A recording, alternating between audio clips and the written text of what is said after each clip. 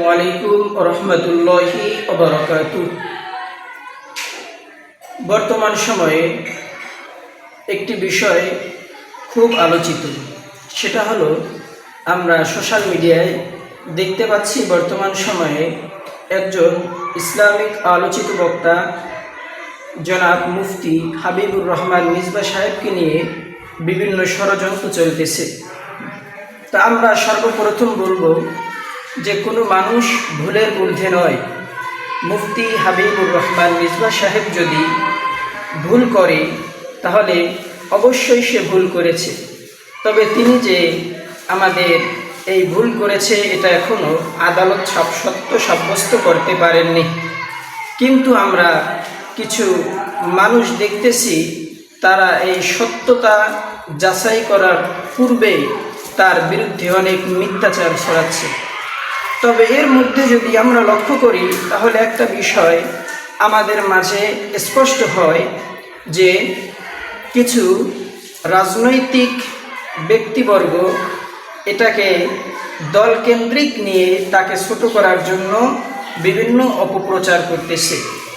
যেমনভাবে আমরা জানি যে মুফতি হাবিবুর রহমান মিসবাহ সাহেব তিনি চরমোনাই সমর্থন করে, এজন্য আমাদের বিরোধী যেই সমস্ত দল রয়েছে, যেমন মনে করেন বিএনপি রয়েছে এবং জামাত ইসলামী রয়েছে, তারা বিশেষ করে এই চরমোনাইকে ছোট করার জন্য মুফতি হাবিবুর রহমান মিসবাহ সাহেবের বিরুদ্ধে সোশ্যাল মিডিয়ায় অত্যন্ত নোংরা ভাষায় তারা তার অপপ্রচার করতেছে।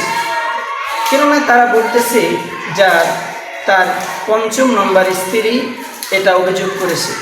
তবে আমি বলবো যে একজন মানুষের বিরুদ্ধে অভিযোগ করতেই পারে, এটা স্বাভাবিক। কেননা অভিযোগ কেউ কারো ব্যাপারে যে কোনো ব্যাপারে নিয়ে করতেই পারে, তবে অভিযোগ করলেই যে এটা সত্যতা হয়, এটা সত্য প্রমাণ হয়, বিষয়টা এমন নয়। তবে আমরা যারা তার বিরুদ্ধে অভিযোগ করতেছি তাদেরকে বলবো যে আদালতে এটা যখন সত্যতা যাচাই হবে তখন আমরা তার বিরুদ্ধে আমরা অপপ্রচার করি। কেননা তিনি একজন আলেম।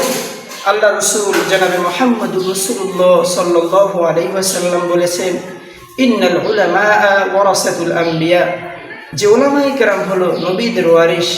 তো আমরা যেই ব্যাপার এখনো সত্যতা প্রমাণ হয়নি, এই ব্যাপারে আমরা এই নবীর ওয়ারিস আলেমের ব্যাপারে আমরা যদি এখন মিথ্যা অপপ্রচার চালাই, এটা আমাদের জন্য দুঃখজনক। তবে এই ব্যাপারে আমাদের একটা বিষয় আছে যে আমরা যদি রাজনৈতিক অঙ্গনে নিয়ে এই ব্যাপারটাকে তাকে ছোট করার জন্য, তার সমর্থন চরমোনাইকে ছোট করার জন্য যদি আমরা করি তাহলে এটা মানুষের উচিত হবে না। কারণ মানুষ যে কোনো দল করতেই পারে, কারো সমর্থন করতেই পারে। এজন্য ব্যাপারটা এমন নয় যে আমার বিরুদ্ধে সে চলে গেলে যে কোনোভাবে তার বিরুদ্ধে আমাদের অপপ্রচার করে তাকে ছোট করতে হবে।